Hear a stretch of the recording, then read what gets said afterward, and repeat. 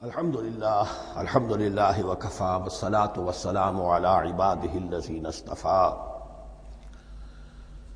خصوصاً علی افضلہم وخاتم النبیین محمد الامین وعلی آلہ وصحبہ اجمعین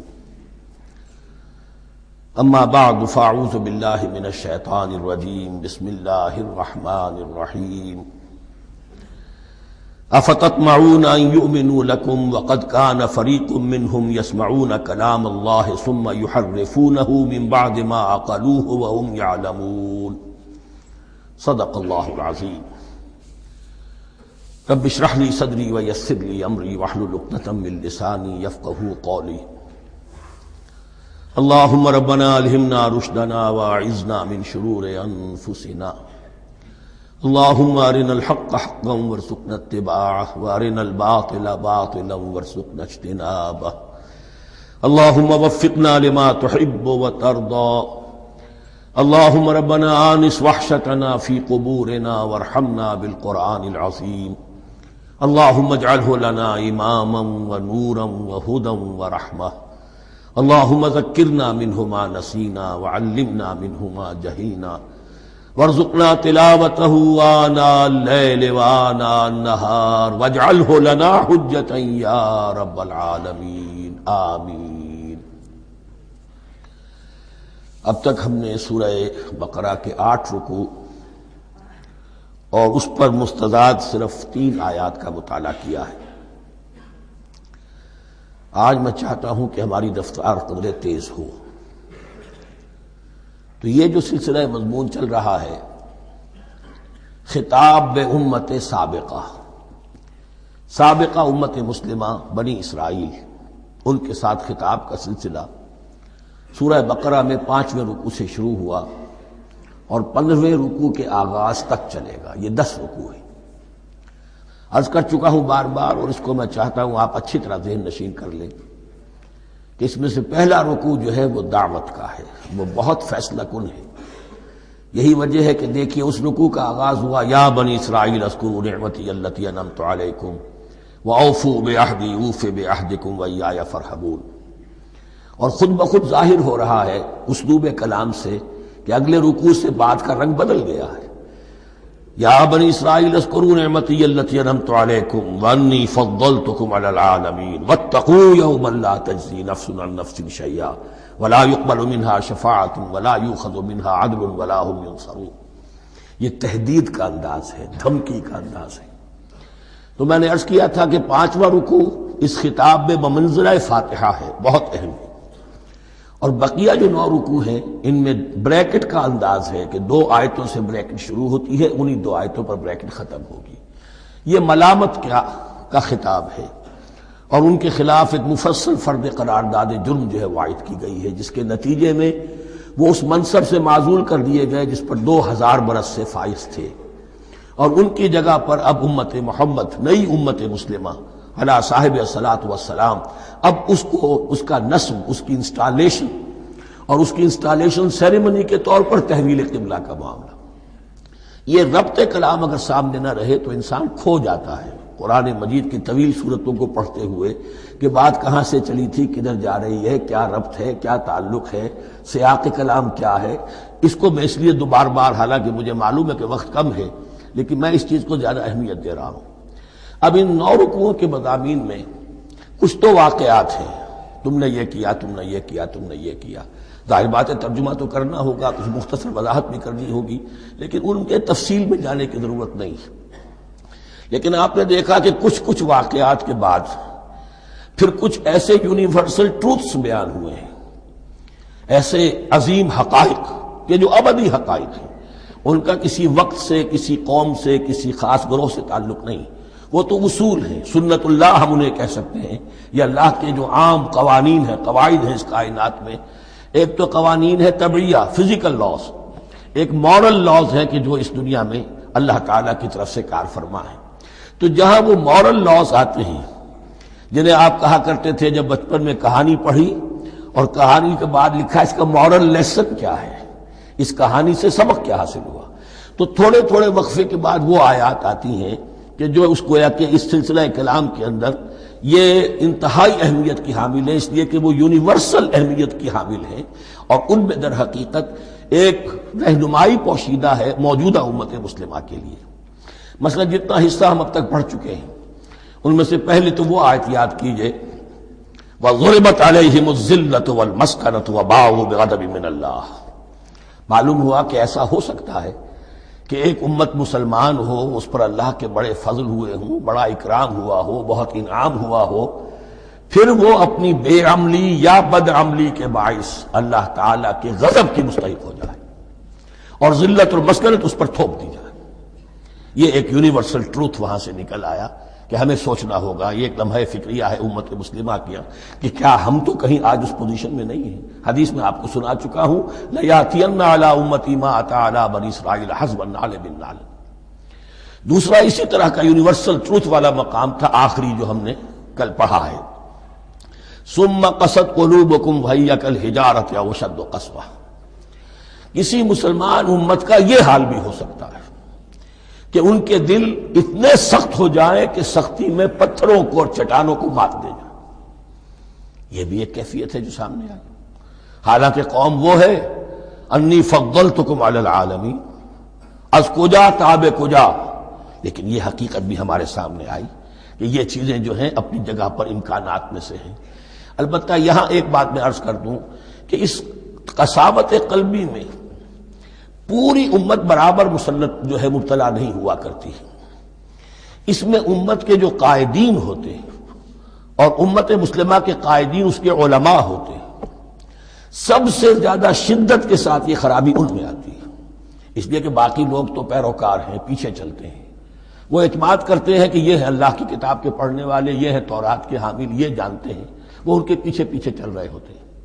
لیکن جو لوگ جان بوجھ کر اللہ کی کتاب میں تحریف کر رہے ہوں انہیں تو پتہ ہے ہم کیا کر رہے ہیں، جو لوگ جان بوجھ کر حق کو پہچان کر اس کا انکار کر رہے ہیں انہیں تو پتہ ہے کہ ہم کیا کر رہے ہیں۔ در حقیقت یہ سزا ان پر آتی ہے۔ یہ بات اب ان آیات میں جو آج ہم پڑھنے چلے ہیں بہت زیادہ واضح ہو جائے گی انشاءاللہ۔ فرمایا افتطمعون ان یؤمنوا لکم، تو اے مسلمانوں کیا تم یہ توقع رکھتے ہو کہ یہ ایمان لے آئیں گے تم پر، تمہاری بات مان لیں گے؟ ظاہر بات ہے مسلمانوں کو توقع تھی کہ مشرکین مکہ تو بہت دور تھے دین سے، توحید سے دور، رسالت کا کوئی تصور ہی نہیں، کتاب کوئی ان کے پاس تھی ہی نہیں۔ یہ تو یہود ہیں اور ان کے پاس تو کتاب رہی ہے، یہ موسیٰ کے ماننے والے ہیں، یہ توحید کے علم بردار ہیں، یہ آخرت کا بھی اقرار کرتے ہیں، تو ان کو جھٹپٹ مان لینا چاہیے۔ تو جو مسلمانوں کے دل میں، عام مسلمانوں کے دل میں جو حسن ظن تھا، اب در حقیقت یہ اس کو ایڈریس کیا جا رہا ہے افتطمعون ان یؤمنوا لکم، تمہیں بڑی طمع ہے، کوشش ہے، تمہاری خواہش ہے، آرزو ہے، تمنا ہے، توقع ہے کہ یہ بات مان لے گے تمہاری۔ وَقَدْ كَانَ فَرِيقٌ مِّنْهُمْ يَسْمَعُونَ كَلَامَ اللَّهِ ثُمَّ يُحَرِّفُونَهُ مِن بَعْدِ مَا عَقَلُوهُ وَهُمْ يَعْلَمُونَ، جبکہ حال یہ ہے کہ ان میں سے ایک جماعت، ایک گروہ وہ بھی ہے کہ جو اللہ کے کلام کو سن کر پھر اس میں تحریف کرتا رہا ہے، اس کے بعد کہ اس کو سمجھ لیتا تھا اور اچھے جان بوجھ کر تحریف کرتا تھا۔ اب ظاہر بات وہ گروہ کون ہوں گے؟ علماء ہی تو ہیں نا، عام آدمی تو تحریف نہیں کر سکتا تھا، تحریف کرنے والے تو علماء تھے۔ افتؤمنون ان یؤمنوا لکم وقد کان فریق منهم یسمعون کلام اللہ ثم یحرفونہ من بعد ما عقلوہ وهم یعلمون واذا لقوا الذین آمنوا قالوا آمنا۔ اب دیکھیے ایک بات بڑی عجیب سامنے آئے گی کہ جس طرح منافقین مسلمانوں میں تھے ایسے ہی منافقین یہود میں بھی تھے۔ یہود میں سے کچھ لوگ ایسے تھے کہ جن پر حق جب منکشف ہو گیا اور کچھ ان کی صالح فطرت بھی تھی، اب وہ آنا چاہتے تھے اسلام کی طرف، لیکن اپنے خاندان کو، گھر والوں کو، اپنے کاروبار کو، اپنے قبیلے کو چھوڑنا بھی ممکن نہیں تھا، اور قبیلوں کی سرداری جو ہے وہ ان کے علماء یہود کے پاس ہے۔ تو دل ان کے کچھ صاف ساتھ آ چکے تھے اہل ایمان کے، اور جب وہ اہل ایمان سے ملتے تھے تو کبھی کبھی باتیں بھی بتاتے، ہاں یہ بات جو محمد کہہ رہے یہ تورات میں لکھی ہوئی تھی، واقعی یہ بات یوں ہی تھی۔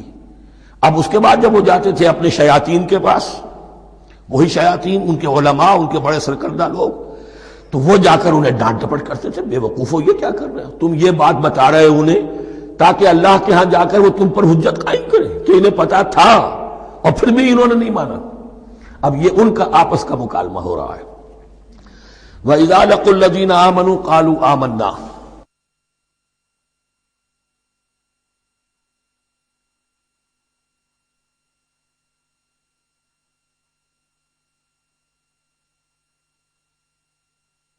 اور ان میں سے کچھ لوگ ہیں کہ جب ملتے ہیں اہل ایمان سے تو وہ کہتے ہیں ہم ایمان لے آئے. وَإِذَا خَلَا بَعْضُهُمْ إِلَى بَعْضٍ، اور جب وہ خلوت میں ہوتے ہیں ایک دوسرے کے ساتھ، قالوا وہ کہتے ہیں اتحدثونہم، کیا تم بتا رہے ہو ان کو، بما فتح اللہ علیکم، وہ باتیں جو اللہ نے کھولی ہیں تم پر، لیحاجوکم بہ عند ربکم، کہ وہ تم پر حجت قائم کریں تمہارے رب کے پاس، کہ اللہ اس نے مانا تھا کہ ہاں تورات میں یہ ہے، تو تم ذرا عقل سے کام لو، اور یہ حقیقتیں جو تورات کے ذریعے سے ہمیں معلوم ہے مسلمانوں کو مت بتاؤ. اس پر اللہ کا تبصرہ کیا ہے؟ افلا تعقلون، یہ تو ابھی انہی کا قول ختم ہوا کہ کیا تم عقل نہیں ہے کہ تم ایسا بیوقوفی کا کام کر رہے ہو. اولا یعلمون، یہ تبصرہ اللہ کا ہے، تو کیا یہ لوگ نہیں جانتے ان اللہ یعلم ما یسرون وما یعلنون، کہ اللہ تو جانتا ہے وہ سب کچھ بھی جو وہ چھپاتے ہیں اور وہ سب کچھ بھی جسے وہ ظاہر کرتے ہیں. تو چاہے یہ باتیں مسلمانوں کو بتاؤ نہ بتاؤ، اللہ کی طرف سے تو محاسبہ ہو ہی جانا ہے، لہذا یہ بھی ان کی ناسمجھی کی دلیل ہے. اب آ رہی ہے وہ اصل اہم بات جو میں نے آج ابتدا میں بیان کر دی تھی، وَمِنْهُمْ أُمِّيُّونَ، ان میں سے بھی ایک طبقہ تو ہے ان پڑھ لوگوں کا. اب دیکھیے امی اصل میں تو ایک طرح سے کہنا چاہیے کہ مشرکین عرب کے لیے لفظ ہے قرآن مجید میں. کیوں؟ ان کے اندر پڑھنے لکھنے کا رواج بھی نہیں تھا، کوئی آسمانی کتاب بھی ان کے پاس نہیں تھی. لیکن اب یہود کے بارے میں کہا جا رہا ہے، جیسے آج مسلمان ہیں کہ اکثر و بیشتر مسلمان تو جاہل ہیں، چاہے پی ایچ ڈی کیا ہوا ہو، پی ایچ ڈی تو فزکس میں کیا ہوا ہے، قرآن کی الف بیتیں نہیں آتی، دین کے جو ہے مبادی تک سے ناواقف ہیں، بہت پڑھے لکھے، اس کو ہمارے بعد لوگ کہتے ہیں پڑھے لکھے جاہل. آج کی عظیم اکثریت مسلمانوں کے پڑھے لکھے مسلمانوں کی وہ پڑھے لکھے جاہلوں پر مشتمل ہے. اس میں شامل کر لیجئے ہماری اکثریت جو ہے ہی بغیر پڑھی لکھی. تو اب انہیں کیا پتا، وہ تو سارا اعتماد کریں گے علماء پر. کوئی بریلوی ہیں بریلوی علماء پر اعتماد کریں گے، کوئی دیوبندی ہے وہ دیوبندی علماء پر اعتماد کریں گے، کوئی اہل حدیث ہے وہ اہل حدیث علماء پر اعتماد کریں گے. منہم امیون، اب امیون کا سہارا کیا ہوتا ہے؟ منہم امیون لا یعلمون الکتاب الا امانیہ، وہ کتاب سے تو واقف نہیں ہوتے، اپنی کچھ خواہشات ہیں کہ جن کو جانتے ہیں. یہ خواہشات بعد میں کھل جائے گا. یہ خواہشات کیا ہیں؟ ہم تو اسرائیلی ہیں، ہم تو اللہ کے محبوب ہیں، ہم تو امت محمد میں ہیں، ہماری تو شفاعت ہو ہی جائے گی. یہ امانی ہے، تلک امانیہم، اور ہمیں تو جہنم میں داخل کیا بھی تو تھوڑے سے عرصے کے لیے، ہمیں نکال لیا جائے گا. یہ امانی ہے. تو ان کے پاس تو یہ تو ان امانی، امنیہ کہتے ہیں خواہش، امانی اس کی جمع ہے. یہ اپنی خواہشات، انگریزی کا لفظ صحیح تعبیر کرے گا وشفل تھنکنگ، یہ اپنی اس وشفل تھنکنگ کے سہارے جی رہے ہیں، علم ان کے پاس ہے ہی نہیں. وَإِنْهُمْ إِلَّا يَظُنُّونَ، اور وہ نہیں کچھ کر رہے مگر ظن و تخمین، گمان ہے، ان کے اپنے من گھڑت خیالات ہیں. فَوَيْلٌ لِّلَّذِينَ يَكْتُبُونَ الْكِتَابَ بِأَيْدِيهِمْ، تو اصل ہلاکت اور بربادی اور ویل کے بارے میں بعض روایات یہ بھی آئی ہیں کہ وہ جہنم کا وہ طبقہ ہے جس سے خود جہنم پناہ مانگتی ہے، سخت ترین. تو وہ ویل، وہ تباہی جو ہے ان کے لیے ہے جو کتاب لکھتے ہیں اپنے ہاتھ سے، ثم یقولون ھذا من عند اللہ، اور پھر کہتے ہیں یہ اللہ کی طرف سے ہے، لیشتروا بہ ثمنا قلیلا، تاکہ کو حاصل کر لیں اس سے کچھ بڑی گھٹیا سی حقیر سی قیمت. یعنی فتویٰ نویسی جس کا معاملہ ہے. اب کوئی شخص آیا، اس نے ایک رائے پوچھی، انہوں نے اپنا جو بھی ہے وہ لکھا، کہا یہی دین کا تقاضا ہے، بس یہی علم ہے، یہی اللہ کی بات ہے. اب اس میں کتنا کچھ واقعتاً انہوں نے صحیح بات کہی ہے، کتنی ہٹ درمی سے کام لیا ہے، کتنی کسی رشوت کے مبنی کو رائے دی ہے، خود بدلتے نہیں قرآن کو بدل دیتے ہیں، وہ کس درجہ فقیہان حرم بے توفیق. تو یہ ان کے علماء کا کردار تھا. ثم یقولون ھذا من عند اللہ لیشتروا بہ ثمنا قلیلا فویل لہم مما کتبت ایدیہم، تو ہلاکت اور بربادی ہے ان کے لیے اس چیز سے کہ جو ان کے ہاتھوں نے لکھی. وویل لہم مما یکسبون، اور ان کے لیے ہلاکت اور بربادی ہے اس کمائی سے جو وہ کر رہے ہیں. یہ سارا دھندا جو ہے فتویٰ فروشی کا اور دین فروشی کا، اس کے لیے تباہی وہ اپنے لیے مول لے رہے ہیں، اس سے کوئی ان کو اللہ تعالیٰ کے ہاں کوئی اجر و ثواب نہیں ملے گا۔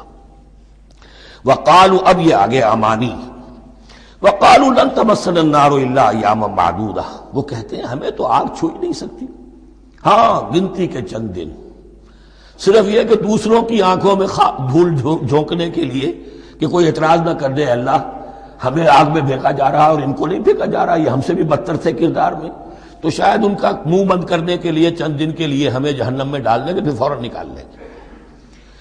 وقالوا لن تمسنا النار الا ایاما معدودہ، اور وہ کہتے ہیں کہ نہیں چھو سکتی ہمیں آگ مگر گنتی کے چند دن۔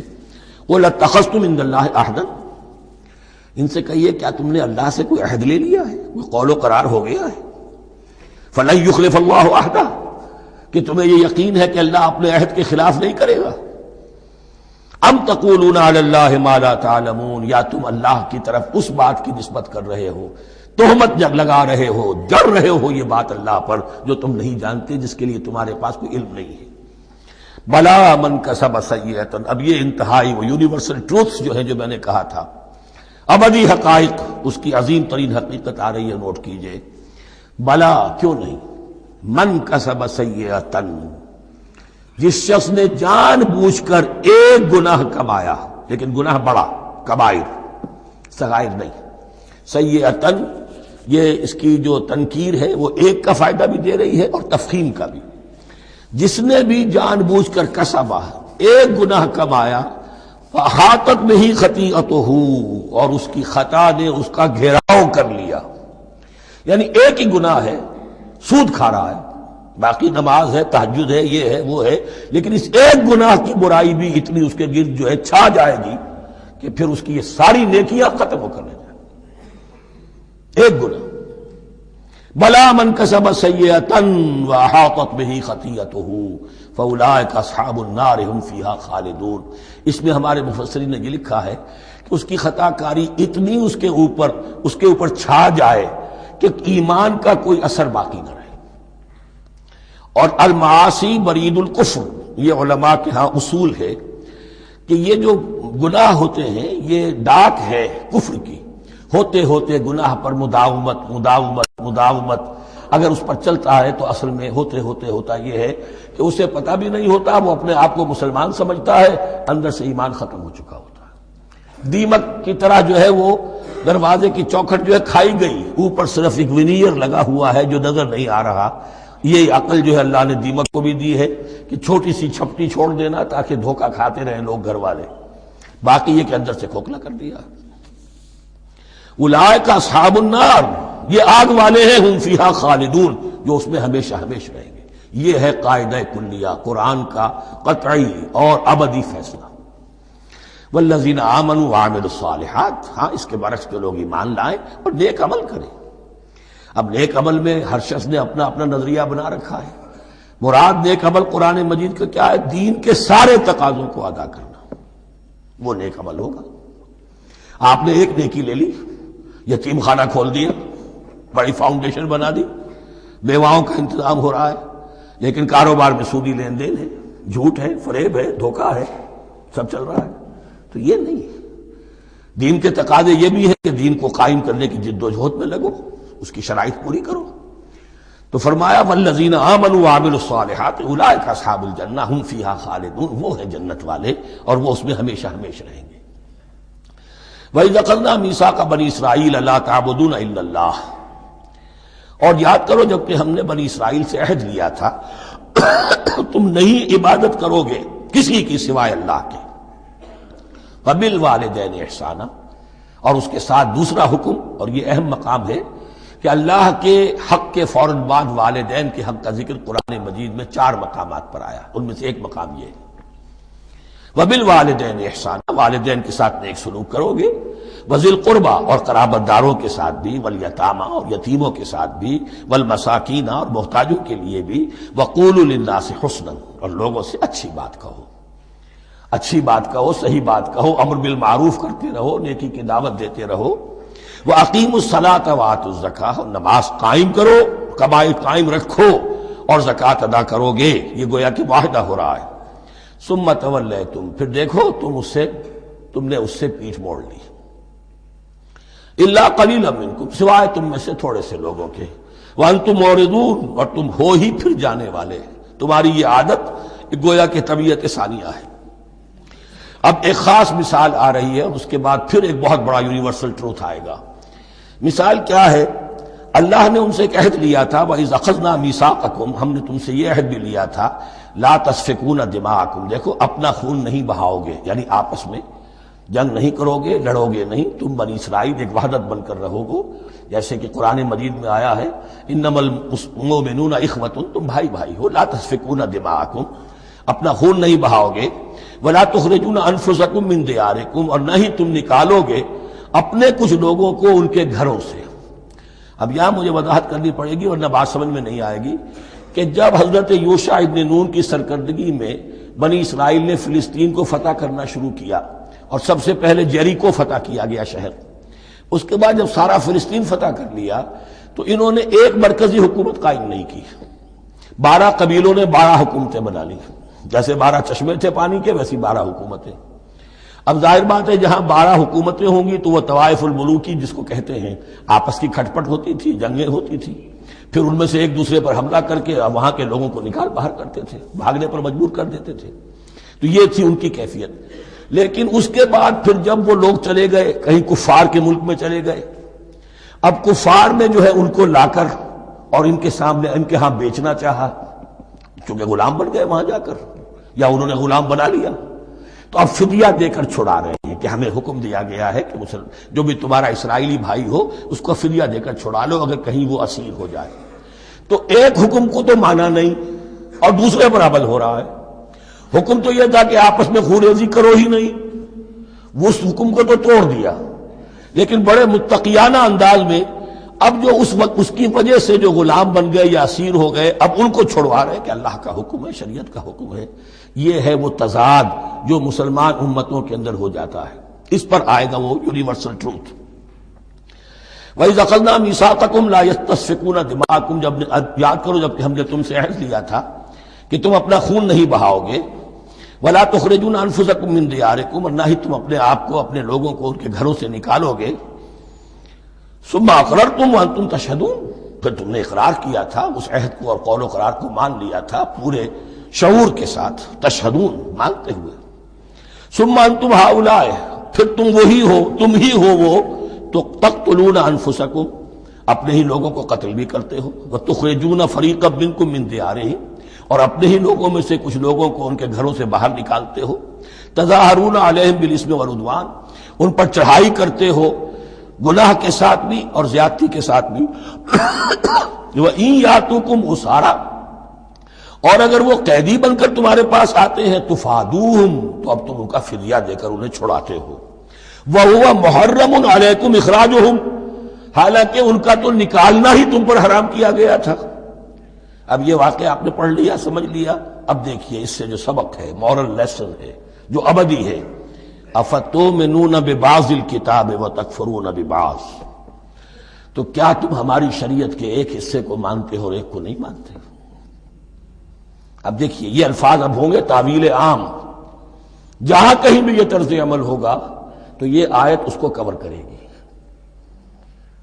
افتؤمنون ببعض الکتاب وتکفرون ببعض، تو کیا تم مانتے ہو ہماری کتاب کے ایک حصے کو اور ایک کو نہیں مانتے؟ فما جزاء من يفعل ذلك منکم، تو نہیں ہے کوئی سزا اس کی جو یہ حرکت کرے تم میں سے، الا خزي فی الحیات الدنیا، سوائے اس کے کہ دنیا کی زندگی میں رسوائی ہو، ذلت ہو، ویوم القیامہ، اور قیامت کے دن یردون الی اشد العذاب، وہ لوٹا دیے جائیں شدید ترین عذاب میں، وما اللہ بغافل عما تعملون، اور اللہ تعالیٰ غافل نہیں ہے اس سے جو تم کر رہے ہو۔ آج امت مسلمہ پر 100% یہ آیت منطبق ہو رہی ہے، پورے دین پر چلنے کو تیار نہیں، ہر گروہ نے کوئی ایک شے حلال کر لی اپنے لیے، ملازم پیشہ طبقہ ہے، رشوت حلال ہے، کیا کرے اس کے بغیر گزارا نہیں ہوتا، کاروباری طبقہ ہے، سود کیا کرے اس کے بغیر تو یہ کاروبار چلتا نہیں، ہر ایک کے لیے، ہر ایک نے، یہ جو طوائف ہے ان سے جا کے پوچھیے وہ بھی کہتے کیا کریں ہمارا ہی دھندا ہے، ہم بھی محنت کرتی ہیں، مشقت کرتی ہیں۔ ابھی ٹی وی پر میں نے دیکھا بنگال کی پروسٹیچیوٹس مسلمان جو ہیں ان کے کچھ انٹرویوز لیے گئے کہ ہم پر کیوں پابندی عائد کرنے کی کوشش کی جا رہی ہے، یہ بھی ایک محنت ہے جو ہم کرتی ہیں۔ اور یہ کہ ان میں سے آپ کو یہ بھی معلوم ہے کہ ان میں سے بعض ایسی ہوتی ہیں وہ جب محرم کے دن آئیں گے کالے کپڑے پہنیں گی، جلوسوں کے ساتھ ہوں گی، اور یہ مزاروں کے اوپر اکثر و بیشتر وہی ہوتی ہیں، دمال کھیلتی ہیں، جو کچھ کرتی ہیں وہ نیکی ان کے ہاں بھی ہے۔ تو نیکی اور بدی کا ایک امتزاج ہے۔ کل دین جب تک وہ نہ ہو تو اس کی سزا یہ ہے خزي فی الحیات الدنیا، وہ ہمارے اوپر ہے۔ ضربت علیہم الذلۃ والمسکنہ، وہ خز اور وہ ذلت اور مسکنہ تھوپ دی گئی ہے۔ باقی رہ گیا قیامت کا معاملہ، وَيَوْمَ الْقِيَامَةِ يُرَدُّونَ إِلَىٰ أَشَدِّ الْعَذَابِ، شدید ترین عذاب میں۔ تو اپنے طرز عمل سے تو ہم اس کے مستحق ہو گئے ہیں، باقی اللہ تعالیٰ کی رحمت جو ہے دستگیری فرما لے اس کا اختیار ہے۔ لیکن دھمکی کا پھر انداز دیکھیے، وَمَا اللَّهُ بِغَافِلٍ عَمَّا تَعْمَلُونَ، اللہ غافل نہیں ہے اس سے جو تم کر رہے ہو۔ ہر سال عمرہ فرما کے آ رہے ہیں، کس رقم سے فرما کر آ رہے ہیں یہ اللہ کو معلوم ہے، یہ حلال سے کمائی تھی یا حرام سے۔ رمضان مبارک میں حرم میں پہلی صف میں جگہ ریزرو کرائی ہوئی ہے سیٹھ صاحب نے، اور وہاں کے شرطوں کو بھی رشوتیں دیتے ہیں، اور وہ سمجھتے ہیں کہ ہم تو سارا نہا دھو کر آ گئے، سال بھر جو بھی حرام کمائی کی تھی سب پاک ہو گئی۔ اللہ نا واقف نہیں ہے، اللہ تمہاری داڑھیوں سے دھوکہ نہیں کھائے گا، اللہ تمہارے اماموں سے اور ابا اور قبا سے دھوکہ نہیں کھائے گا۔ He knows you through and through. He sees you through and through. وَمَا اللَّهُ بِغَافِلٍ عَمَّا تَعْمَلُونَ أُولَٰئِكَ الَّذِينَ اشْتَرَوُا الْحَيَاةَ الدُّنْيَا بِالْآخِرَةِ، یہ وہ لوگ ہیں جنہوں نے دنیا کی زندگی اختیار کر لی ہے آخرت کو چھوڑ کر۔ فَلَا يُخَفَّفُ عَنْهُمُ الْعَذَابُ وَلَا هُمْ يُنصَرُونَ، تو اب ان کے لیے نہ تو ان سے عذاب میں تخفیف کی جائے گی اور نہ ان کی کوئی مدد کی جائے گی۔ وَلَقَدْ آتَيْنَا مُوسَى الْكِتَابَ وَقَفَّيْنَا مِن بَعْدِهِ بِالرُّسُلِ، اور ہم نے موسیٰ کو کتاب دی تورات، اور قفینا من بعدہ بالرسل، اور پھر اس کے بعد پے بپے لگاتار ہم رسول بھیجتے رہے۔ ایک بات نوٹ کر لیجئے گا، لفظ رسول اور لفظ نبی میں کچھ فرق ہے، اس وقت تفصیل میں جانے کا موقع نہیں ہے، لیکن یہ تین جوڑے الفاظ کے ایسے ہیں قرآن مجید کی اصطلاحات کے کہ وہ تینوں مترادف کے طور پر بھی استعمال ہو جاتے ہیں اور علیحدہ علیحدہ اپنا مفہوم بھی رکھتے ہیں۔ اور اس کا ایک اصول یہ علماء نے بنایا ہے کہ اذا اجتمع تفرقا واذا تفرقا اجتمعا، ایک ہے ایمان اور اسلام، اب یہ بھی مسلم مومن ایک ہی شے ہے، لیکن یہ کہ ایک شے تو نہیں ہے، کچھ فرق بھی ہے۔ کہیں جہاں ان دونوں الفاظ کو لایا جائے گا بالمقابل تو فرق نظر آ جائے گا، لیکن عام طور پر مسلم کی جگہ مومن، مومن کی جگہ مسلم استعمال ہو جائے گا۔ call the rose by any name it will smell as sweet۔ اس طرح جہاد اور قتال کا معاملہ ہے، دو الفاظ ہیں، مختلف ہیں، مفہوم جدا بھی ہے لیکن ایک دوسرے کی جگہ آ بھی جائیں گے۔ تیسرے نبی اور رسول، فرق ہے، ہر نبی رسول نہیں ہوتا، ہر رسول نبی ہے، یعنی نبی عام ہے، رسول خاص ہے۔ نبی کو جب کسی خاص قوم کی طرف معین طور پر بھیج دیا جاتا ہے تب وہ رسول ہو جاتا ہے۔ اس سے پہلے اس کی حیثیت ایک ولی اللہ کی ہے، بہت اعلیٰ درجے کا اللہ کا دوست اور ولی جس پر وحی آ رہی ہے۔ عام ولی اللہ میں اور نبی میں فرق یہ ہے، ان پر وحی آتی ہے، ان پر وحی نہیں آتی۔ لیکن اس نبی کو اگر اب آپ بھیج دیں گے کہ جاؤ اذهب الى فرعون، اب وہ رسول ہو گئے، جاؤ اب مدین کی طرف، الى مدین اخاہم شعیبا، اب رسول ہو گئے۔ تو یہ فرق ہے نبی اور رسول کا۔ جیسے آپ کے ہاں سی ایس پی کاڈر ہے، اب وہ ڈی سی بھی لگ سکتا ہے، کہیں وہ جوائنٹ سیکرٹری لگا ہوا ہے، کہیں ناپسندیدہ آدمی ہے تو او ایس ڈی لگایا ہوا ہے کہیں، لیکن اس کا کاڈر برقرار رہے گا، سی ایس پی تو ہے وہ۔ اسی اعتبار سے ہر نبی ہر حال میں نبی ہے، لیکن اس کو اضافی کیفیت ملتی ہے رسول کی۔ اور ایک بات یہ نوٹ کر لیجئے، نبیوں کو قتل بھی کیا گیا ہے، رسول قتل نہیں ہو سکتے۔ اللہ کا فیصلہ یہ ہے کہ لاغلبن انا ورسولی، میں اور میرے رسول تو غالب آ کر رہیں گے۔ جب بھی کسی قوم نے کسی رسول کی جان لینے کی کوشش کی ہے اس قوم کو برباد کر دیا گیا اور رسول اور اس کے ساتھیوں کو بچا لیا گیا۔ یہ معاملہ ہوا ہے اللہ کا تمام رسولوں کے ساتھ، نبیوں کے ساتھ نہیں۔ حضرت یحییٰ نبی تھے، قتل کر دیے گئے. حضرت عیسیٰ رسول تھے، قتل نہیں کیے جا سکتے تھے، ان کو زندہ آسمان پر اٹھا لیا گیا. اب وہی دوبارہ آئیں گے. تو رسول جو ہے وہ قتل نہیں ہوتا. اور اسی اعتبار سے حضور کی بڑی گہری تمنا تھی، لَوَدِدتُّ أَنْ أُقْتَلَ فِي سَبِيلِ اللَّهِ ثُمَّ أُحْيَا ثُمَّ أُقْتَلَ ثُمَّ أُحْيَا. میری بڑی خواہش ہے میں اللہ کی راہ میں قتل ہو جاؤں، پھر زندہ کیا جاؤں، پھر قتل کیا جاؤں، پھر اللہ کی راہ میں پھر زندہ کیا جاؤں، پھر قتل کیا جاؤں.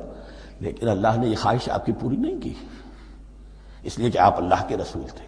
اب یہاں نوٹ کیجئے گا، یہاں لفظ رسول تو آ گیا ہے لیکن یہ نبی کے معنی میں ہے. قَفَّيْنَا مِن بَعْدِهِ بِالرُّسُلِ، اس لیے کہ رسول حضرت موسیٰ کے بعد حضرت عیسیٰ ہی ہے. درمیان میں پروفٹس ہیں، یہ prophets of the Old Testament, یہ انبیاء ہیں، لیکن ان کے لیے لفظ رسول آ گیا ہے. وَآتَيْنَا عِيسَى ابْنَ مَرْيَمَ الْبَيِّنَاتِ وَأَيَّدْنَاهُ بِرُوحِ الْقُدُسِ، اور ہم نے عیسیٰ کو بڑی واضح نشانیاں دی. حصی معجزات جتنے حضرت مسیح کو دیے گئے ہیں ویسے اور کسی نبی کو نہیں دیے گئے. یہ بعد میں تذکرہ آ جائے گا سورہ آل عمران میں. اور ہم نے مدد کی ان کی روح القدس کے ساتھ، حضرت جبرائیل کی خاص تائید انہیں حاصل تھی. ظاہر بات ہے، میں نے عرض کیا ہے کہ جو معجزہ ہوتا ہے وہ کسی نبی کی اپنی طاقت سے اس کا ظہور نہیں ہوتا، رسول کے کسی طاقت سے، یا کرامت کسی ولی اللہ کے اپنے اختیار میں نہیں ہوتی، یا اللہ کی طرف سے. اور اس کے لیے ظہور جو ہوتا ہے وہ فرشتوں کے ذریعے سے. ایدناہ بروح القدس. افکلما جاءکم رسول بما لا تہوی انفسکم، اب یہاں پر تبصرہ ہو رہا ہے. جو بھی کچھ یہود نے کیا حضرت مسیح کے ساتھ، وہ چونکہ معلوم ہے اس کا تذکرہ نہیں کیا، صرف اس پر تبصرہ ہو رہا ہے. تو جب بھی کبھی تمہارے پاس کوئی رسول آیا، بما لا تہوی انفسکم، وہ چیز لے کر جو تمہارے جیوں کو، تمہارے من کو بھائی نہیں، اچھی نہیں لگی، استکبرتم، تم نے استکبار کیا. وہی استکبار جو عزازیل نے کیا تھا اور ابلیس بن گیا. ابا واستکبر.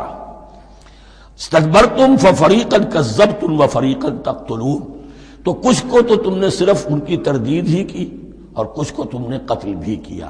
تقتلون، تو یہ انبیاء کے قتل ہو سکتا ہے. اور نمبر 2 ایک رائے یہ دی گئی ہے، تقتلون جو ہے قتل تم نہیں آیا ہے، یہ فعل مضارع ہے، اور فعل مضارع کے اندر ایک فعل جاری رہتا ہے، ختم نہیں ہوتا. گویا کہ تم قتل کرنے کی کوشش کرتے رہے. بعض لوگوں کی تو جان کے در پہ ہو گئے. وَقَالُوا قُلُوبُنَا غُلْفٌ، اور انہوں نے کہا ہے کہ ہمارے دل تو غلافوں کے اندر بند ہیں. یہ اس کو ملائیے پہلی آیت جو آج ہم نے پڑھی ہے، أَفَتَطْمَعُونَ أَن يُؤْمِنُوا لَكُمْ، تو اے مسلمانوں کیا تم یہ توقع رکھتے ہو اور چاہتے ہو کہ یہ تمہاری بات مان لیں گے؟ ان کی اس خواہش کے جواب میں جو وہ کہتے تھے وہ یہ قول ہے، وَقَالُوا قُلُوبُنَا غُلْفٌ، ہمارے دل خلافوں میں ہے، میاں تمہاری بات ہم پر اثر نہیں کر سکتی، جاؤ کسی اور سے بات کرو. آج بھی آپ کو یہ الفاظ سننے کو مل جائیں گے. قلوبنا غلف، ہمارے دل تو غلافوں میں ہیں، بڑے مضبوط ہیں، مستحکم ہیں، تمہاری بات اس میں گھر کر ہی نہیں سکتی. بل لعنہم اللہ بکفرہم، یہ ہے تبصرہ. جس کو یہ کہہ رہے ہیں کہ ہمارے دل محفوظ ہیں اور غلافوں میں ہیں، حقیقت میں تو ان پر لعنت ہو چکی ہے اللہ کی طرف سے ان کے کفر کی وجہ سے. فقلیلا ما یؤمنون، تو واقعتاً اب کم ہی ہوں گے ان میں سے جو ایمان لائیں گے. وَلَمَّا جَاءَهُمْ كِتَابٌ مِّنْ اللَّهِ مُصَدِّقٌ لِّمَا مَعَهُمْ، اب یہاں پر ذکر ہو رہا ہے خود حضور صلی اللہ علیہ وسلم کا. اور جب آ گئی ان کے پاس کتاب اللہ کے پاس سے، یعنی یہ قرآن، مُصَدِّقٌ لِّمَا مَعَهُمْ، جو اس کی تصدیق کرتے ہوئے آیا جو ان کے پاس ہے. میں اس کی وضاحت کر چکا ہوں. قرآن ایک طرف تصدیق کرتا ہے تورات اور انجیل کی، اور دوسری طرف وہ مصداق بن کر آیا ہے تورات اور انجیل کی پیشن گوئیوں کا. وَكَانُوا مِن قَبْلُ يَسْتَفْتِحُونَ عَلَى الَّذِينَ كَفَرُوا، اور ان کا حال یہ تھا کہ وہ آخری کتاب اور آخری نبی کے حوالے اور واسطے سے اللہ تعالیٰ سے فتح کی دعائیں کیا کرتے تھے کافروں کے خلاف. ہوتا کیا تھا کہ یہ 3 قبیلے مدینے میں آ گئے کہ جو یہودی تھے، بنو قینقاع، بنو نذیر اور بنو قریظہ. اسی میں وہاں رہتے تھے اوس اور خزرج جو یمن سے آئے تھے، اصل عربی قبائل تھے.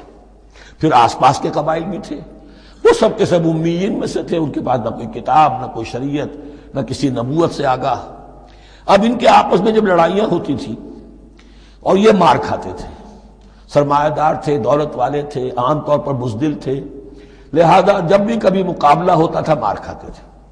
تو وہاں یہ کہا کرتے تھے کہ ابھی تو تم ہمیں مار لیتے ہو، دبا لیتے ہو، نبی آخری زمان کی آنے کا وقت آ چکا ہے، وہ نئی کتاب لے کر آئیں گے، جب وہ آئیں گے ہم ان کے ساتھ ہو کر جب تم سے جنگ کریں گے تو تم ہمیں شکست نہیں دے سکو گے، ہمیں فتح حاصل ہوگی۔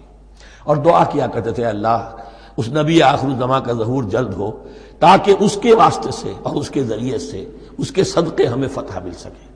یہ دعائیں تھیں، چونکہ خزرج اور اوس کے لوگوں نے ان کی یہ دعائیں سنی ہوئی تھیں۔ یہی وجہ ہے کہ حج میں سن 11 نبوی کے حج میں یا سن 10 نبوی کے حج میں جب وہاں پر 6 آدمیوں سے حضور نے بات کی جو خزرج کے تھے، سب کے سب انہوں نے کڑنکھیوں سے ایک دوسرے کو دیکھا، معلوم ہوتا ہے یہ وہی نبی ہے جن کا ذکر یہ یہودی کرتے ہیں، تو اس سے پہلے کہ وہ ایمان لائے تم ایمان لے آؤ۔ گویا کہ وہ علم بالواسطہ طور پر جو انہیں پہنچا تھا وہ ان کے لیے کتنا بڑا سرمایہ بن گیا، ان کی نجات کا ذریعہ بن گیا۔ اور وہ علم جو ان کے پاس تھا تعصب کی وجہ سے اور تکبر کی وجہ سے وہ اسی طرح رہ گئے۔ فَذَهَبَ اللَّهُ بِنُورِهِمْ وَتَرَكَهُمْ فِي ظُلُمَاتٍ لَا يُبْصِرُونَ صُمٌّ بُكْمٌ عُمْيٌ فَهُمْ لَا يَرْجِعُونَ۔ وَلَمَّا جَاءَهُمْ كِتَابٌ مِّنْ عِندِ اللَّهِ مُصَدِّقٌ لِّمَا مَعَهُمْ وَكَانُوا مِن قَبْلُ يَسْتَفْتِحُونَ عَلَى الَّذِينَ كَفَرُوا فَلَمَّا جَاءَهُم مَّا عَرَفُوا كَفَرُوا بِهِ، تو جب ان کے پاس آ گئے وہ چیز جسے انہوں نے پہچان لیا پھر انہوں نے کفر کیا۔ فَلَعْنَةُ اللَّهِ عَلَى الْكَافِرِينَ، تو اللہ کی لعنت ہے ایسے کافروں پر۔ بئس ما اشتروا به أنفسهم أن يكفروا بما أنزل الله بغيا أن ينزل الله من فضله على من يشاء من عباده، بہت بری شے ہے جس کے عوض کہ انہوں نے اپنی جانوں کو فروخت کر دیا، یعنی دنیا کا حقیر سا نفع، یہاں کی حقیر سی مسندیں، یہاں کا جو بھی چودراہٹیں ہیں، جو بھی ان کی حیثیت ہے، صرف اس کا قربانی دینے کو تیار نہیں۔ یہی تو سبب ہے، اس کی وجہ سے کفر کر رہے ہیں پہچان کر۔ تو بری ہے وہ شے جس کے لیے انہوں نے اپنے آپ کو بیچ دیا۔ ان یکفروا، کہ وہ کفر کر رہے ہیں اس وجہ سے، بما انزل اللہ بغیا، جو اللہ نے نازل فرمایا ہے، اور کفر کیوں کر رہے ہیں اس زدم زدہ میں، ان ینزل اللہ من فضلہ علی من یشاء من عبادہ، کہ اللہ تعالیٰ نے نازل کر دیا ہے اپنے اس فضل میں سے اپنے بندوں میں سے جس پر چاہا۔ وہ اس امید میں تھے کہ وہ اسرائیلی ہی ہوگا۔ جب 1400 برس تک نبوت ہمارے پاس رہی، اب فترت کا زمانہ ہے، 600 برس گزر گئے، اب آخری نبی آنا ہے، ان کو گمان یہ تھا وہ ہم میں سے ہی ہوگا۔ یہاں یہ ہوا کہ یہ رحمت اللہ کی اور یہ فضل جو ہے بنی اسماعیل پر ہو گیا۔ اس کی وجہ سے زدم زدہ بغین، اس بغین کے لفظ کو اچھی طرح نوٹ کر لیجئے، یہ اختلاف جو ہوتا ہے دین میں اس کا اصل سبب یہ بغین کا لفظ آئے گا بار بار قرآن مجید میں۔ یہ بغین کیا ہے؟ جسے عہد حاضر کے ایک خاص جو مکتب فکر ہے سائیکالوجی کا، ایڈلر کا، اس میں یہ قرار دیا گیا ہے کہ انسان کے جو موٹیوز ہیں، جو اس کا انسٹنکٹس ہیں، ان میں ایک بہت پاورفل موٹیو جو ہے to dominate, urge to dominate. میں اس کی بات کیوں مانوں، یہ کیوں نہ میری مانے، یہ ڈومینیشن۔ تو بغیا کے معنی بھی ہے حد سے بڑھنا، تجاوز کرنا۔ تو وہ اپنی حد سے بڑھ کر دوسروں کے اوپر روب گانٹھنے کے لیے یہ سارا انہوں نے کیا، اس وجہ سے کہ بنی اسماعیل کے ایک شخص محمد صلی اللہ علیہ وسلم پر اللہ تعالیٰ نے یہ رحمت نازل فرما دی۔ فباؤوا بغضب علی غضب، تو وہ لوٹے غضب پر غضب لے کر، یعنی تہ بر تہ غضب ہے ان پر اللہ تعالیٰ کا۔ وَلِلْكَافِرِينَ عَذَابٌ مُّهِينٌ، اور ایسے کافروں کے لیے اہانت آمیز، مہین اہانت سے بنا ہے، اہانت آمیز عذاب ہے۔ وَإِذَا قِيلَ لَهُمْ آمِنُوا بِمَا أَنزَلَ اللَّهُ، اور جب ان سے کہا جاتا ایمان لاؤ اس پر جو اللہ نے نازل فرمایا، قَالُوا نُؤْمِنُ بِمَا أُنزِلَ عَلَيْنَا، ہم ایمان رکھتے ہیں اس پر جو ہم پر نازل ہوا۔ وَيَكْفُرُونَ بِمَا وَرَاءَهُ، اور وہ کفر کر رہے ہیں جو اس کے پیچھے ہے۔ انہوں نے انجیل کا کفر کیا، حضرت مسیح کو نہیں مانا۔ انہوں نے محمد کا کفر کیا ہے صلی اللہ علیہ وسلم، اور قرآن کو نہیں مانا۔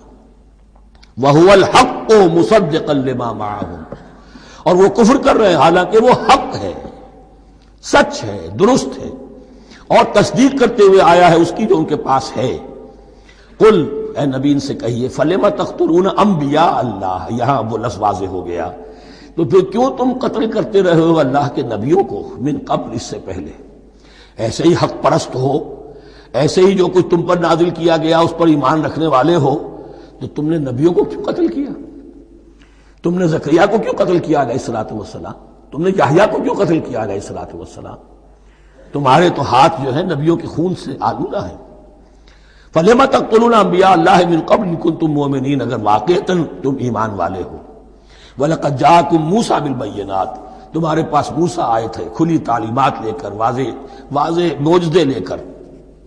ثُمَّ اتَّخَذْتُمُ الْعِجْلَ مِن بَعْدِهِ، پھر تم نے اس کے بعد اس کی غیر حاضری میں بچڑے کو اپنا معبود بنا لیا۔ وَأَنتُمْ ظَالِمُونَ، اور تم ظالم ہو۔ وَإِذْ أَخَذْنَا مِيثَاقَكُمْ وَرَفَعْنَا فَوْقَكُمُ الطُّورَ، یاد کرو جب کہ ہم نے تم سے عہد لیا تھا اور تمہارے اوپر کوہ طور کو معلق کر دیا تھا۔ خُذُوا مَا آتَيْنَاكُمْ بِقُوَّةٍ، پکڑو اس کو مضبوطی کے ساتھ جو ہم نے تمہیں دیا ہے۔ وَاسْمَعُوا، اور سنو۔ قَالُوا سَمِعْنَا وَعَصَيْنَا، انہوں نے کہا ہم نے سنا اور نافرمانی کی۔ یہ ان کی ایک اور بیماری تھی، الفاظ کو ذرا سا چکر دے کر ایسے پڑھنا کہ مفہوم جو ہے بالکل بدل جائے۔ کوئی اعتراض کرے تو کہے گا کوئی شخص کہ اپنے کانوں کا جا کے میل نکلوائیے، میں نے تو اطعنا کہا تھا، آپ کو عصینا سننے میں آ گیا۔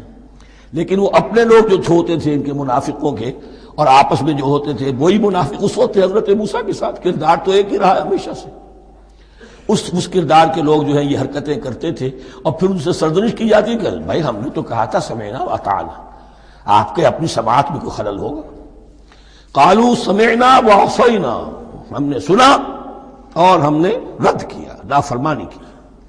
وَأُشْرِبُوا فِي قُلُوبِهِمُ الْعِجْلَ بِكُفْرِهِمْ، اور ان کے اس کفر کی پاداش میں یا کفران نعمت کی سزا کے طور پر ان کے دلوں میں بچھڑے کی محبت اور تقدس جو ہے وہ پلا دیا گیا۔ قُلْ بِئْسَ مَا يَأْمُرُكُم بِهِ إِيمَانُكُمْ إِن كُنتُم مُّؤْمِنِينَ، کہیے ان سے بری ہیں یہ باتیں، برا ہے وہ جس کا کہ حکم دے رہا ہے تمہیں تمہارا ایمان کے ساتھ یہ حرکتیں۔ ان کنتم مومنین، اگر تم مومن ہو تو کیا ایمان کے ساتھ یہ حرکتیں ممکن ہوتی ہیں؟ قل ان كانت لكم الدار الآخرة عند الله خالصة من دون الناس فتمنوا الموت ان كنتم صادقین۔ پھر یہ ایک یونیورسل ٹروتھ آ رہا ہے، بہت اہم، اس کو کرتے ہوئے خود انٹروسپیکشن کی ضرورت ہے پڑھتے ہوئے، کیونکہ ان کا یہ خیال تھا نحن ابناء اللہ واحباؤہ، ہم تو اللہ کے بڑے چہیتے ہیں، بڑے لاڈلے ہیں، اولیاء ہیں، ہم پسندیدہ لوگ ہیں، we are the chosen people of the Lord, یہ ان کا کہنا جو ہے یہ تو ان کی بڑی کھلی بات ہے۔ اور ان کا کہنا ہے تھا آخرت کا گھر تو ہمارے لیے ہے ہی ہے، اٹھا لو۔ اب دیکھیے لٹمس ٹیسٹ ان کے سامنے رکھا جا رہا ہے، لیکن یہ لٹمس ٹیسٹ میرے اور آپ کے لیے بھی ہے۔ قل ان كانت لكم الدار الآخرة عند الله خالصة من دون الناس، اے نبی ان سے کہیے کہ اگر تمہارے لیے آخرت کا گھر اللہ کے پاس خالص کر لیا گیا ہے دوسرے لوگوں کو چھوڑ کر، یعنی تمہاری ریزرویشن ہو چکی ہے وہاں، تمہارے لیے تو جنت ہی جنت ہے، فتمنوا الموت ان کنتم صادقین، تو اگر تم سچے ہو تو تمہیں موت کی تمنا کرنی چاہیے، موت کی تمنا کرو۔ اگر اتنا ہی یقین ہے جنت میں داخل ہونے کا تو دنیا میں رہنا تم پر گراں ہونا چاہیے۔ یہاں کی تو بہت سی کلفتیں ہیں، بہت سی محنتیں ہیں، مشقتیں ہیں، کتنی کتنی کوفت اٹھانی پڑ جاتی ہے۔ یقین اگر ہو کہ آخرت ہے اور وہاں میرا مقام جنت میں ہے تو زندگی تو لائبلٹی معلوم ہونی چاہیے، ایسٹ معلوم نہیں ہونا چاہیے۔ پھر تو دنیا سجن نظر آنی چاہیے، جیسا کہ حدیث میں فرمایا گیا الدنیا سجن المومن و جنت الکافر، یعنی کم سے کم یہ کہ دنیا میں زیادہ رہنے کی آرزو تو نہ ہو، یہ کم سے کم ہے۔ آخرت پر ایمان، اور اگر اپنا معاملہ اللہ کے ساتھ خلوص پر ہے، دھوکے بازی پہ نہیں ہے۔ بل الانسان علی نفسہ بصیرہ، ہر انسان کو معلوم ہے میں کہاں کھڑا ہوں۔ آپ کا دل آپ کو بتا دے گا آپ اللہ کے ساتھ دھوکے بازی کر رہے ہیں یا آپ کا معاملہ اللہ کے ساتھ خلوص و اخلاص پر مبنی ہے۔ اگر یقین ہے کہ خلوص و اخلاص پر ہے تو پھر تو یہ ہے کہ زندگی ایسٹ نہیں لائبلٹی، اور دنیا باغ نہیں قید خانہ نظر آنا چاہیے، اور اس میں انسان رہتا ہے ایک مجبوراً اللہ نے بھیجا ہے رہنا ہے، جو اس کی طرف سے ذمہ داریاں عائد کی گئی ہیں وہ ادا کرنی ہے، لیکن یہاں رہنے کی خواہش یہ اگر ہے تو یا تو آخرت پر ایمان نہیں یا اپنا اللہ کے ساتھ معاملہ خلوص اور اخلاص پر مبنی نہیں. دس از دی لٹمس ٹیسٹ. فَتَمَنَّوُا الْمَوْتَ إِن كُنتُمْ صَادِقِينَ وَلَن يَتَمَنَّوْهُ أَبَدًا، اور یہ ہرگز نہیں کریں گے تمنا اس کی موت کی، بِمَا قَدَّمَتْ أَيْدِيهِمْ، بسبب ان کرتوتوں کے جو ان کے ہاتھوں نے آگے بھیجے ہوئے ہیں. ہر شخص کو معلوم ہے میں نے کیا کمائی کی ہے، کیا بھیجی ہے. وَاللَّهُ عَلِيمٌ بِالظَّالِمِينَ، اور اللہ ان ظالموں سے بخوبی واقف ہے. وَلَتَجِدَنَّهُمْ أَحْرَصَ النَّاسِ عَلَىٰ حَيَاةٍ، اور تم انہیں دیکھو گے اس دنیا کی زندگی پر تمام انسانوں سے بڑھ کر حریص ہیں. وَمِنَ الَّذِينَ أَشْرَكُوا، یہاں تک کہ مشرکوں سے زیادہ حریص ہیں. اور یہ بات صحیح ہے. اہل ایمان کے ساتھ مقابلہ مشرکین نے کیا، کھل کر میدان میں آ کر کیا، ڈٹ کر کیا، اپنی جانیں اپنے باطل معبودوں کے لیے قربان کی. یہودی نہیں لڑ سکے، من ورائے جدر، فصیلوں کے پیچھے سے اور ادھر سے، لیکن سامنے آ کر مقابلہ نہیں کر سکے، اس لیے کہ انہیں جانیں بہت عزیز تھی. وَلَتَجِدَنَّهُمْ أَحْرَصَ النَّاسِ عَلَىٰ حَيَاةٍ وَمِنَ الَّذِينَ أَشْرَكُوا، حتیٰ یہ کہ مشرکین سے بھی زیادہ یہ دنیا کی زندگی کے حریص ہیں. یود احدہم لو یعمر الف سنہ، ان میں سے ہر ایک کی یہ خواہش ہے کہ کسی طرح اس کی عمر 1000 برس ہو جائے. وما هو بمزحزحہ من العذاب ان یعمر، اور اگر ان کو معمر کر بھی دیا جائے، طویل زندگی دے بھی دی جائے، تو عذاب سے تو چھٹکارا نہیں ملے گا. آخرت تو بالآخر تو آنی ہے. واللہ بصیر بما یعملون، اور اللہ دیکھ رہا ہے جو کچھ کہ وہ کر رہے ہیں. قل من کان عدوا لجبریل فانہ نزلہ علی قلبک. اب جیسا کہ میں نے عرض کیا کہ ان کا خیال یہ تھا کہ آخری نبوت کا وقت تو قریب ہے، ہوگا وہ کوئی اسرائیلی، ہوگا ہم میں سے. معاملہ ہو گیا تلپٹ. اللہ نے ان کی آزمائش اتنی بڑی کر لی کہ جنہیں حقیر سمجھتے تھے، بڑی امیین ہیں، ان پڑھ ہیں، نہ ان کے پاس کتاب، نہ کوئی شریعت، نہ کوئی قانون، نہ کوئی ضابطہ، کچھ بھی نہیں. اللہ نے ان میں سے ایک آدمی کو، ایک شخص کو چن لیا. لہذا ان کے لیے اب ان کے اندر دشمنی پیدا ہوئی. کس سے؟ گالیاں دینے لگے حضرت جبرائیل کو، اس نے دشمنی کی ہمارے ساتھ. آ تو رہا تھا پیغام ہم میں سے کسی کے لیے، لے گیا ادھر. اور یہ بات آپ کو شاید بڑی عجیب لگے، لیکن یہ کہ شیخ احمد سرہندی رحمۃ اللہ علیہ نے اپنے مکاتیب میں یہ لکھا ہے کہ اہل تشیع کا ایک فرقہ ایسا بھی رہا ہے، میں نہیں جانتا کہ آج بھی ہے یا نہیں ہے، جس کو غرابیہ کہتے تھے. غرابیہ، ان کا عقیدہ یہ تھا کہ حضرت محمد صلی اللہ علیہ وسلم اور حضرت علی رضی اللہ تعالی عنہ، ان کی ارواح بالکل ایک دوسرے کے ایسے مشابہ تھیں جیسے ایک کوا دوسرے کوے کے مشابہ ہوتا ہے. غراب کوے کو کہتے ہیں. تو جبریل دھوکہ کھا گئے. وہ وہی اللہ نے بھیجی تھی علی کے لیے، لے گئے محمد کے پاس صلی اللہ علیہ وسلم.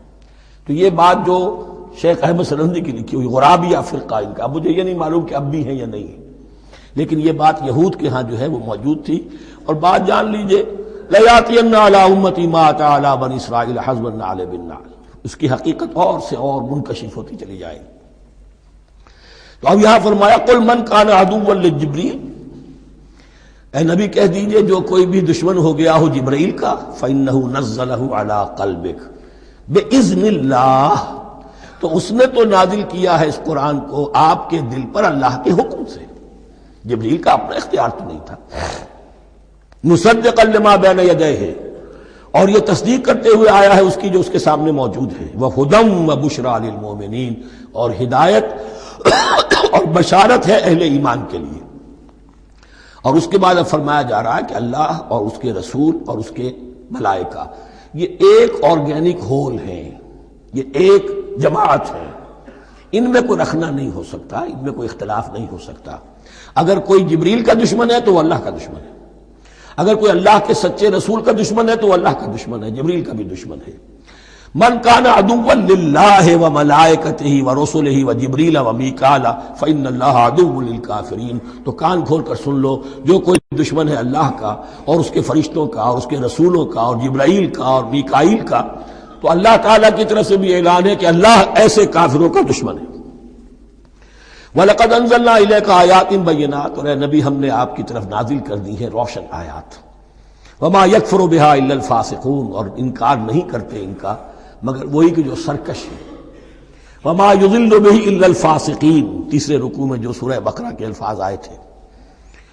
اب کلما عہدوا عہدا نبذہ فریق منہم، تو جب بھی کبھی انہوں نے کوئی عہد کیا، اللہ سے میثاق کیا، اللہ کے رسولوں سے کوئی عہد کیا، نبذہ فریق منہم، ان میں سے ایک گروہ نے اس معاہدے کو پھینک دیا اٹھا کر، بل اکثرہم لا یؤمنون، بلکہ ان کی اکثریت جو ہے ایمان سے خالی ہے، جیسا کہ حال آج امت مسلمہ کا ہے۔ مسلمان ہیں، ایمان حقیقی، ایمان قلبی، یقین والا ایمان وہ کتنوں کو حاصل ہے؟ ڈھونڈ اب ان کو چراغ رخ زیبا لے کر۔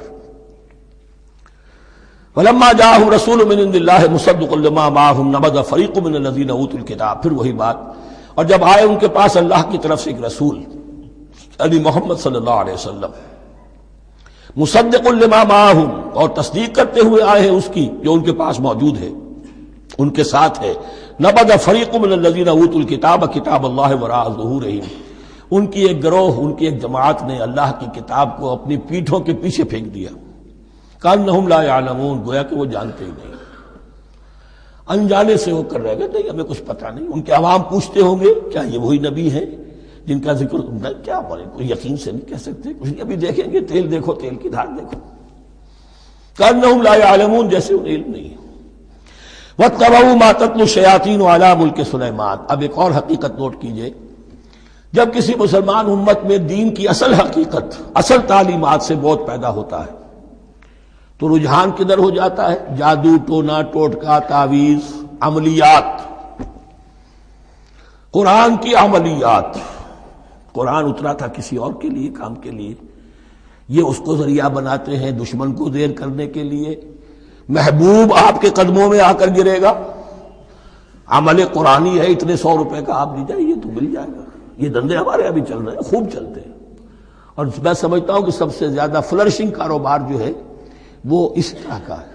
ہینگ لگے نہ پھٹکڑی، نہ آپ کو کوئی اس میں محنت کرنے کی ضرورت ہے، نہ اس کے اندر آپ کو انویسٹ کرنے کی ضرورت ہے، اور کاروبار چلتا۔ تو وہاں بھی کیا ہوا، وَاتَّبَعُوا، جب دین کی اصل حقیقت کو دور پھینک دیا، انہوں نے پیروی کی اس کی، مَا تَتْلُو الشَّيَاطِینُ عَلَىٰ مُلْکِ سُلَیمان، جو شیاطین جن جو تھے، عَلَىٰ مُلْکِ سُلَیمان سے مراد ہے عَلَىٰ عہد ملک سلیمان، حضرت سلیمان کے زمانے میں چونکہ اللہ تعالیٰ نے ان جنات کو حضرت سلیمان کے تابع کر دیا تھا، تو وہاں پر چونکہ ان کا اب جو ہے کوئی میل جول زیادہ تھا لوگوں کے ساتھ، تو وہ انہیں کچھ اس قسم کی چیزیں سکھاتے رہتے تھے، گویا کہ اندر سے تخریب کاری۔ وَاتَّبَعُوا مَا تَتْلُو الشَّيَاطِینُ عَلَىٰ مُلْکِ سُلَیمان وَمَا كَفَرَ سُلَیمَانُ وَلَٰكِنَّ الشَّيَاطِینَ كَفَرُوا، اور سن لو، سلیمان نے کبھی کفر نہیں کیا، بلکہ یہ شیاطین تھے کہ جو کفر کرتے تھے۔ جادو کفر ہے، لیکن آپ کو نقش سلیمانی آج تک بھی لفظ ملے گا، نقش سلیمانی، آج بھی مسلمان بھی ان چیزوں کو حضرت سلیمان کی طرف منسوب کر رہے ہیں، وہ ظلم اب بھی جاری ہے۔ وَمَا كَفَرَ سُلَيْمَانُ وَلَٰكِنَّ الشَّيَاطِينَ كَفَرُوا يُعَلِّمُونَ النَّاسَ السِّحْرَ، وہ لوگوں کو جادو سکھاتے تھے۔ وَمَا أُنزِلَ عَلَى الْمَلَكَيْنِ بِبَابِلَ هاروت وَمَاروت، اور جو کچھ نازل کیا گیا 2 فرشتوں پر، ہاروت اور ماروت پر، بابل میں۔ بابل یہ ہے پرانا عراق، بیبلونیا۔ نبوکدنضر بھی بیبلونیا کا بادشاہ تھا، نمرود بھی بیبلونیا کا بادشاہ تھا، عراق کے بادشاہوں کا لقب ہی تھا نمرود، نماردہ اس کی جمع ہے۔ تو حضرت سلیمان کی حکومت جب تھی تو وہاں پر یہ لوگ جنات جو ہیں وہ اس قسم کی تخریب کاری کر رہے تھے، تو اللہ تعالیٰ نے آخری آزمائش کے لیے 2 فرشتوں کو زمین پر اتارا، اور وہ انسانی شکل میں لوگوں کو جادو سکھاتے تھے، بتاتے بھی جاتے تھے دیکھو جادو کفر ہے، ہم سے مت سیکھو، لیکن اس کے باوجود لوگ سیکھتے تھے، تو گویا کہ ان پر اتمام حجت ہو گیا کہ اب ان کے اندر خباثت جو ہے پوری طریقے سے گھر کر چکی ہے۔ وَمَا يُعَلِّمَانِ مِنْ أَحَدٍ، اور وہ نہیں سکھاتے تھے کسی کو بھی، حَتَّىٰ يَقُولَا إِنَّمَا نَحْنُ فِتْنَةٌ فَلَا تَكْفُرْ، یہاں تک کہ وہ کہہ دیتے تھے کہ دیکھو ہم تمہاری آزمائش کے لیے بھیجے گئے ہیں، ہم فتنہ ہیں، تو تم کفر مت کرو۔ فَيَتَعَلَّمُونَ مِنْهُمَا مَا يُفَرِّقُونَ بِهِ بَيْنَ الْمَرْءِ وَزَوْجِهِ، تو وہ سیکھتے تھے ان دونوں سے وہ شے کہ جس کے ذریعے سے تفریق کر سکیں ایک شخص اور اس کی بیوی کے درمیان، تفرقہ ڈالنا گھروں کے اندر، فساد۔ اب بھی یہ عورتوں کے اندر یہ کام بڑی تیزی کے ساتھ چلتے ہیں، تعویذ اور دھاگے اور کیا کچھ گنڈے چلتے ہیں۔ وما هم بضارین بہ من احد، اور نہیں تھے وہ ضرر پہنچانے والے کسی کو کچھ بھی الا باذن اللہ۔ ایمان کا تقاضا یہ ہے کہ چاہے کوئی دوا ہو وہ بھی باذن رب کام کرے گی، ورنہ نہیں۔ کوئی اور اسباب طبیعیہ ہیں، ان کے بھی اثرات ظاہر ہوں گے اگر اللہ چاہے گا، اس کے بغیر کچھ نہیں ہو سکتا۔ جادو کا بھی اثر ہوگا تو اللہ کے اذن سے ہوگا۔ تو بندہ مومن کو ڈٹے رہنا چاہیے اور مقابلہ کرنا چاہیے۔